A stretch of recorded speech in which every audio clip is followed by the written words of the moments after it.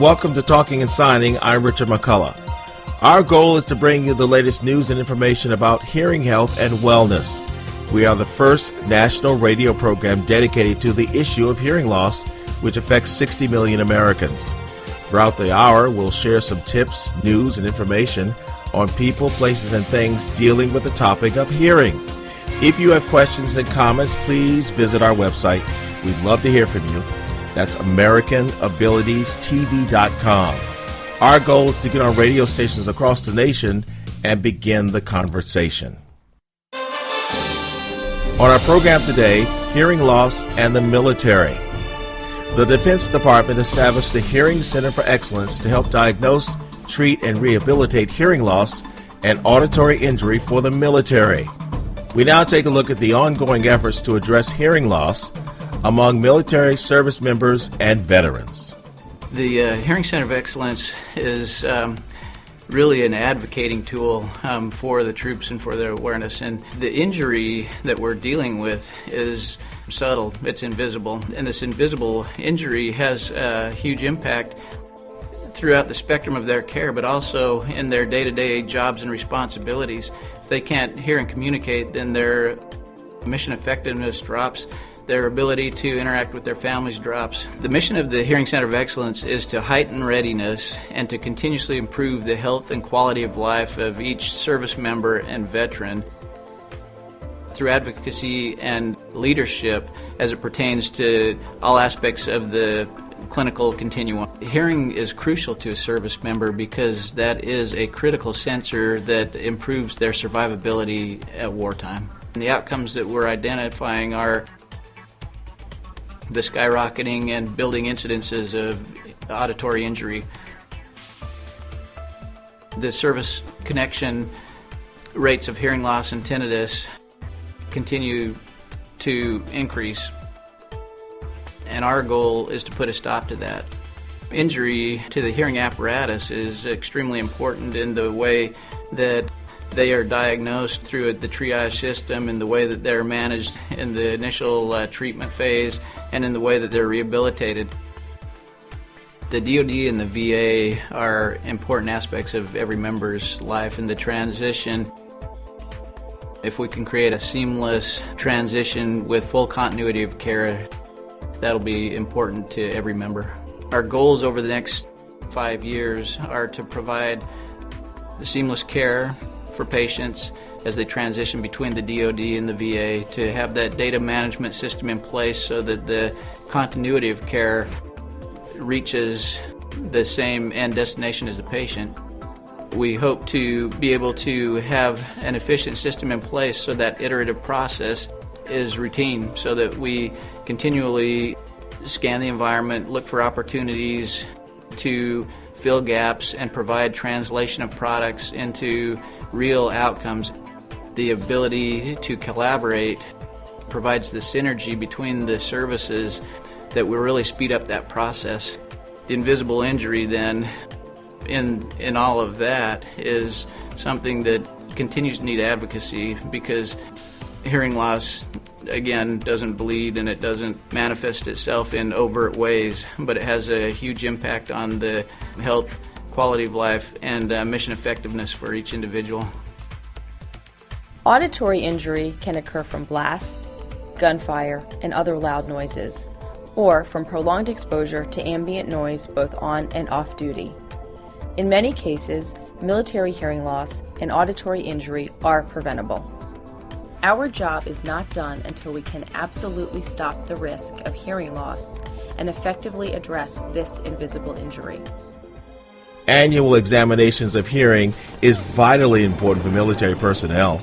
Here is more of what the center is doing to detect any changes in hearing ability.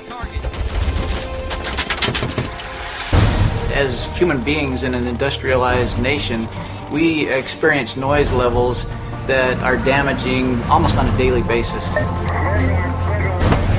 The military is a noisy environment. Especially in a combat situation, very loud, very violent, and certain noises may happen at a split second. So we have to be prepared for it. Tank noise, generator noise, aircraft, weapons fire. So I'm always exposed to some type of steady state noise or impulsive noise. As someone progresses through life and through their career, we really shouldn't see a change in their hearing. And quite often when you do see a change in someone's hearing, it progresses so slowly over a period of time that the individual's not even aware of it. A baseline audiogram is very important in that it sets the initial picture of what someone's hearing looks like. That hearing test allows us then to perform an annual hearing examination on them and compare it back to that initial baseline. And only by monitoring changes over time can we affect how we intervene and provide training and devices to help stop any changes or prevent them from happening in the first place. I think it's very important for soldiers to have an annual hearing test. Sometimes it really is the first indication that there's a problem. Military members are reluctant to get their hearing tested because they feel there's a stigma attached to having hearing loss and serving in the military. Service members will be reluctant to have a hearing test because they're afraid a problem will be identified and their job may be at risk. I think people do not want to have a hearing test simply because they're scared of what they might find out.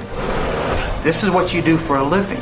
And let's say that all of a sudden someone's telling you that you may no longer be eligible for military service because you've had a dramatic change in your hearing. That's extremely threatening. A lot of that comes from the idea that they feel that they'll be separated from military service if a hearing loss is diagnosed. And that's just not the case. The message is not to avoid it, but to embrace it and participate, because generally problems are not huge that are identified early. It's not uncommon to sit down with a service member, show them that they've had a change in their hearing, and you can truly see the surprise on their face. I think we should be able to gauge where you currently are and properly fit you for a device to prevent any further hearing loss or to stop any hearing loss if you have perfect hearing. If we identify a hearing change early, we can generally intervene and prevent it from getting any worse when it really would cause some problems. When we see a patient who has been exposed and has a shift in their threshold and they have a hearing loss, there are some things that we can do medically to try to bring that hearing back. Today, with our technology, we have hearing aids that you can't even see them in many cases. There have been such improvements. Many members serve with hearing loss. Many members serve effectively with a large degree of hearing loss, depending on your career field. The quality of sound is very good in comparison to where we were 50, 40 years, even 20 years ago. Early intervention is absolutely critical, and it's those metrics that we track that allow us to get in there when we see evidence of an injury before it manifests itself, so we can prevent that injury from occurring. Hopefully, in the future, we can convince people how important their hearing is, not just on a personal basis, but to their job performance and to their survivability, to their lethality. When we come back, we'll continue our look at the Hearing Center of Excellence and what they're doing to protect the hearing of military service members and veterans. This is Talking and Signing on the American Abilities Radio Network. I'm Richard McCullough. We'll be right back.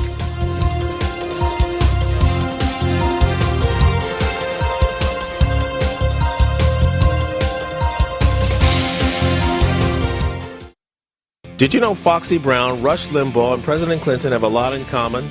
Certainly not politics, but they all have some form of hearing loss. Hearing loss affects nearly 60 million Americans, and yet many forms of hearing loss are preventable. I'm Richard McCullough, and I invite you to check out the American Abilities Television Network. Join me Sundays at 10 a.m. on CW16 and anytime on our website, AmericanAbilitiesTV.com. AATV is your original media source for hearing health. Okay, so 5 tacos with cheese and a large soda, that's $10,012. Please drive around. Wait, 10,000 what? It's obvious you're buzzed and driving. I've only had a few. I'm fine. Yeah, the food's $12, but getting pulled over for buzz driving could cost you around $10,000 in fines, legal fees, and increased insurance rates. Please drive around. Actually, just park and come in. Nothing kills a buzz like getting pulled over for buzz driving, because buzz driving is drunk driving. Brought to you by the National Highway Traffic Safety Administration and the Ad Council. The following commercial is sponsored by feedthepig.org, an organization devoted to helping you save money. We will not entice you with messages like lowest prices in town, dealer approved, certified pre-owned. Nor will we brag about our huge selection, enormous variety. We will offer no contingencies like see store for details. Legal exclusions apply. Because we simply want to help you spend smarter and save better. Log on to feedthepig.org. Find the benefits of saving for every stage of life. Brought to you by the American Institute of Certified Public Accountants and the Ad Council.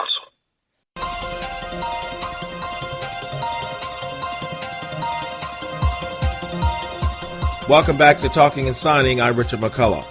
We're talking about hearing loss and the military. As we look at the Hearing Center of Excellence and their important mission to help protect and treat hearing loss of military personnel, quality of life issues are examined next. Hearing loss can have a major impact on how you live and work.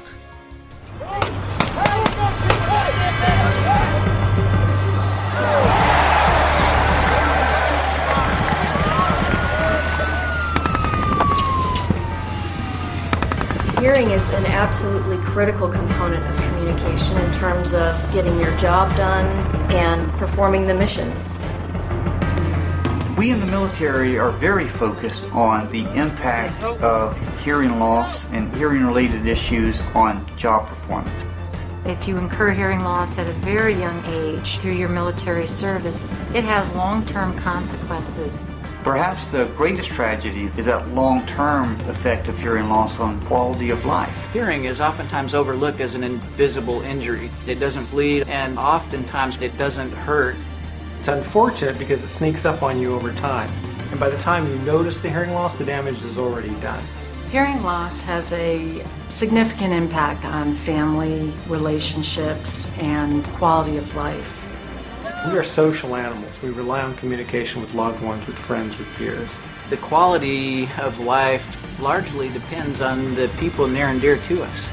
Hearing allows you to communicate verbally, and verbal communication is very often the foundation of relationships. Sitting around the table with the extended family, those are pleasurable moments. You've all seen this at family get-togethers. Grandpa sitting in the corner with a newspaper, pretending to read it for the 14th time because he can't understand or talk to anybody. They don't feel a part of the crowd. They don't feel as connected, and so it's isolating. They may withdraw from their family members, which can in turn affect the whole family and just the health and wellness of that family unit. So when we don't hear and we can't communicate and we can't participate in the world around us, it's a big effect. It doesn't take very much hearing loss to really make you feel isolated and to realize that you're not following the conversation because you really are missing too much information, and you nod and you laugh and you do what we all do, and you want everyone to think that you're following the conversation, but you just are not. Most likely the individual is not aware of the hearing loss. It's usually the family members or close friends that become aware of the hearing problems before the individual. And when that happens, that can have serious consequences on how you function in your job and in your home environment. Hearing loss can make everyone vulnerable. It is extremely important to be able to hear alarms or smoke detectors. My father was driving in a car with my mom, and the brakes were squealing, and he had no idea that he'd been driving for months with metal on metal. And when my mom drove with him, she could hear that high-pitched squeal and was able to talk to him about the effect of hearing. And it was truly a safety issue.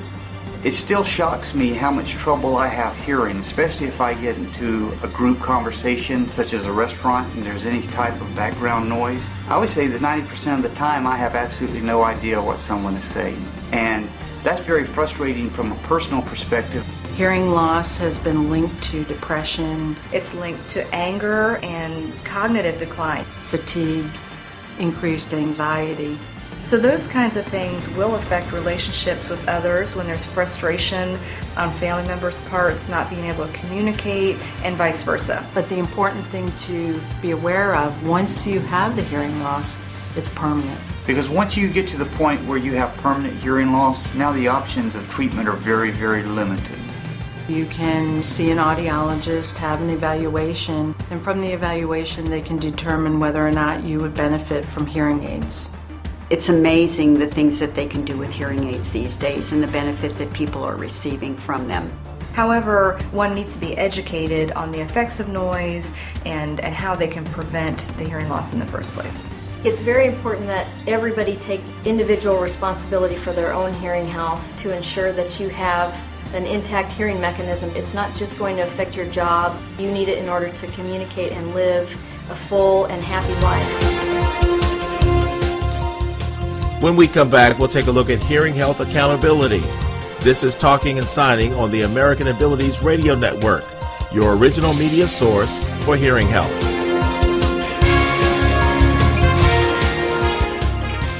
There's one thing you can never have sex without. It's not something you buy.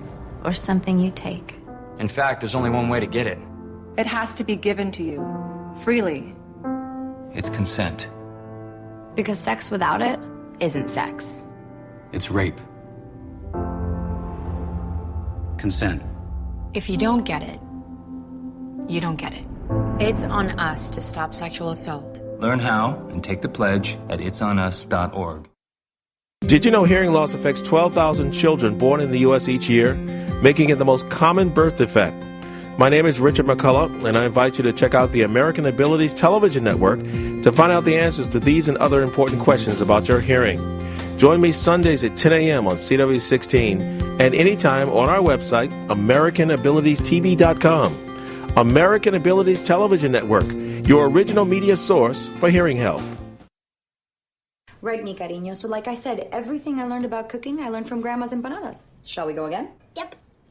Mix beef with the onions with the peppers with the paprika the garlic with the oregano with the cumin. Got it? Got it. Throw on the olives, stir, season, stir again, pour out the flour, roll out the dough, make a circle, drop in a fistful of filling, fold over, press down, and ta-da! Most parenting is hard to do in just 2 minutes. But 2 minutes twice a day making sure they brush is easier, and it could help save them from a lifetime of tooth pain. Sure, I look cute now, but when my owner lost his job, it was rough. I was living on the street, and one night, me and this Cocker Spaniel got into it so bad, I wound up looking like an ice cream cone. I cried a little bit, but thankfully I got rescued, so I'm running, I'm jumping, all back to my old self, and I'm ready to give unconditional love, even if you put a lampshade on my head.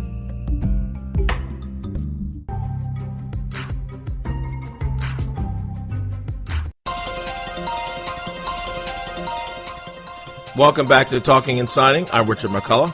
We're talking about hearing loss in the military. As we continue the conversation, hearing health accountability is one of the most important aspects in prevention. Here is more.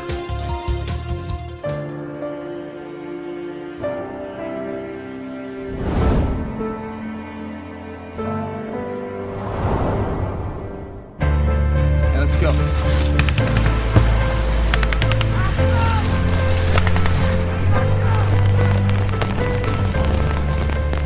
We should not accept that hearing loss is a part of military service. The military is by nature a loud environment. I think that culturally, we just assume that our hearing is one of the things that we're going to lose as part of our military service. We think that because of our duties, it's a natural consequence. When you go into this environment called the United States military, and you realize that all the things they're asking of me, you have to yourself say, okay, I have to take care of my hearing. But it's not always obvious to an 18-year-old kid that he could lose his hearing or she could lose her hearing, and the impact of that not only on their quality of life, but on their ability to perform their job duties and their role as a military member. The aging process alone is hard on hearing, never mind the noise environment you're going to be in. When it comes to noise exposure and noise-induced hearing loss, that's always preventable. Even though it does occur as a result of some individuals' service, if they're exposed to hazardous noise, we shouldn't accept that as a byproduct. We should be working more on prevention and ensure that these folks are not losing their hearing. Don't assume that you have to sacrifice any part of your body to include your hearing just because you want to serve your country. Hearing is a one-shot deal. If you don't take care of it, and we don't make sure that you're taking care of it, you're going to end up with hearing loss that lasts a lifetime. The message is getting out there that the hearing loss can be prevented, there are things you can do, and we're able to leverage technology and commercially available products to help us do that. Especially in the 21st century where we have advancements in technology and we have the ability to provide our service members the tools to protect their hearing. I think DoD does have a responsibility to make sure that hearing conservation and hearing protection is a very forward message to everybody who's joined and everybody who is serving currently. In order for hearing conservation within the services to be an effective program, it really takes military leadership. It is absolutely important for leadership to get involved in this whole process of hearing preservation. Commanders and senior enlisted advisors are really where the rubber meets the road. If the commander has emphasis, then the NCOs are going to understand that they have to support it. And if the NCOs support it and they enforce the steps that people have to take to protect themselves, then soldiers are going to comply. Commanders need to be involved in that discussion and say, look, this is really the best you can do for yourself is to take care of your hearing so that down the road you're not looking back and wondering what happened. We have to find what matters to those commanders. These are very caring people. These are people who don't want to put their soldiers in harm's way without having every tool and every chance of being successful in that environment. It is critical for leadership to advocate the proper use of hearing protection for military members. It's the right thing to do, and without that leadership buy-in, without that leadership enforcement, it's not going to happen. But sometimes it's not always obvious to them what is the cost when it comes to hearing loss. Hearing loss leads to higher risk, higher fatalities, higher injury rates. There's mostly a tactical cost. There's a cost perhaps for retraining. There's certainly a cost for lower productivity. Leadership should be jumping up and down the table stating that they want this protection for their soldiers. The challenge is keeping that momentum going. This is an important topic. This is something that has to happen all the time. You have to keep focused on it. It benefits the mission. The commanders need to have people that are fit to fight, and part of that is their hearing readiness. We just need to make sure that we're providing our service members the necessary equipment and tools to accomplish that. So if I can in any way raise the awareness of those who are wearing a uniform today or those who are joining the service, that hearing protection, hearing conservation, and being very attentive to what is going on in the noise environment around you, then I think that's an important message to take forward. Here to live. This is Talking and Signing on the American Abilities Radio Network. I'm Richard McCullough. We'll be right back.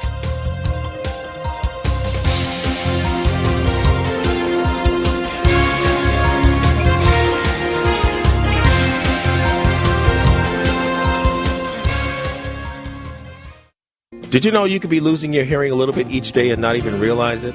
Did you know hearing loss is not just something that occurs to seniors, but our teenagers face the greatest threat of hearing loss than ever before? My name is Richard McCullough, and I invite you to check out the American Abilities Television Network to find out the answers to these and other vital questions. Join me Sundays at 10 a.m. on CW16 and anytime on our website, AmericanAbilitiesTV.com. AATV, your original media source for hearing health. When you were a little kid and you thought about what you wanted to be, teaching was at the top of your list. But things changed. And as you got older, teaching didn't seem like the best option anymore. So you're thinking you'll be something else. But what would your 12-year-old self say? Now you want to be a doctor. You don't think teachers save lives? 25 at a time. An actress? Try playing a different role every time the bell rings. How about a scientist? Ever heard of physics? Chemistry? Who do you think teaches that? Teachers today are breaking down obstacles, finding innovative ways to instill old lessons, and taking learning far beyond the four walls of the classroom. It's time to recognize that great things are happening in teaching and put it back on your list. Don't try to convince yourself otherwise. You had it right the first time. Find out how you can make more at teach.org. Make more. Teach. Brought to you by Teach and the Ad Council. Welcome back to Talking and Signing. I'm Richard McCullough. The importance of hearing in the military is our topic this week. Here is more information you need to know. This is 2-1 request taxi. Stand by!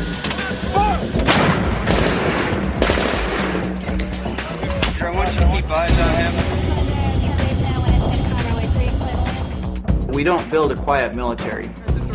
The hearing sense is very critical for military members to perform their daily duties in a variety of different jobs. Hearing is critical on the battlefield as well as off the battlefield. We integrate our hearing into everything that we do from the time we wake up until we go to sleep. Your hearing is on 360 degrees, 24 hours a day. Is critical to the lethality and survivability of our warfighters. They need to be able to hear radio messages. They need to be able to communicate effectively in noise. I don't think there's a sensor on the battlefield that enhances our situational awareness more than our hearing does. And having normal hearing allows them to maintain the situational awareness. The military environment is probably the noisiest environment there is out there. All types of noise exposure can damage a person's hearing. Hearing damage occurs when there's a impulse noise or a steady state noise. Impulse noise is a loud bang or an explosion. Such as weapons fire, grenades, improvised explosive devices. The impulse noise, the blast exposure, can create an instantaneous hearing loss. Temporary hearing loss in the middle of a firefight could make the difference between the way that event turns out. Sustained exposures, for example, sustained engine noise over a prolonged period of time, can do just as much damage as an impact or impulse exposure of combat weapons fire. Continuous noise sources such as tactical vehicles, helicopters, generators. With that type of exposure, a service member needs to make sure they protect their hearing so that they don't develop noise-induced hearing loss. The interior of a helicopter cockpit, for example, can be up to 103, 104 decibels. On the flight deck of an aircraft carrier, you're looking at 140, 150 decibels off the back end of a high-performance jet. It doesn't take a lot of exposure before a soldier or an airman or anyone else that's exposed to a lot of noise has some type of damage. Shoot, move, and communicate. I mean, those are the essentials of being a warfighter. And if you can't do that, then you can get yourself killed. The bottom line is not being able to hear and understand auditory or verbal communication can have a huge impact. Noise-induced hearing loss is 100% preventable with the appropriate strategies. An individual can wear hearing protection. Hearing protection is very effective at preventing noise-induced hearing loss. It's extremely important to use hearing protection in noisy environments. Without it, you run the risk of losing hearing at an alarming rate. Once the hearing loss occurs, there's no cure for it. Hearing protection in high-noise environments is crucial.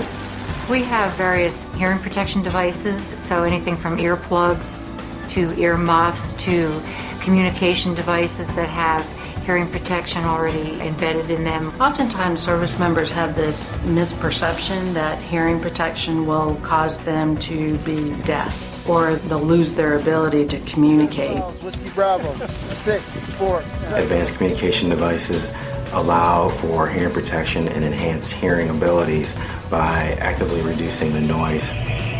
It's important to educate the end user, that soldier or sailor or airman, about the importance of hearing to their survivability and to their quality of life. And it helps improve their overall performance. So providing options that they accept and that they trust is going to help keep them alive and help them perform their job better. Service members can obtain hearing protection through a variety of sources. The first place they should check is through their leadership. They can go through their local audiologist, safety officer, public health officer to obtain those devices that are approved for their use. Here to live.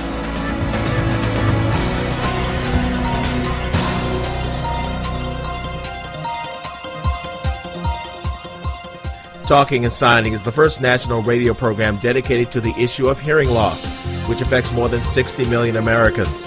For more information, please go to AmericanAbilitiesTV.com. American Abilities Television Network is your original media source for hearing health.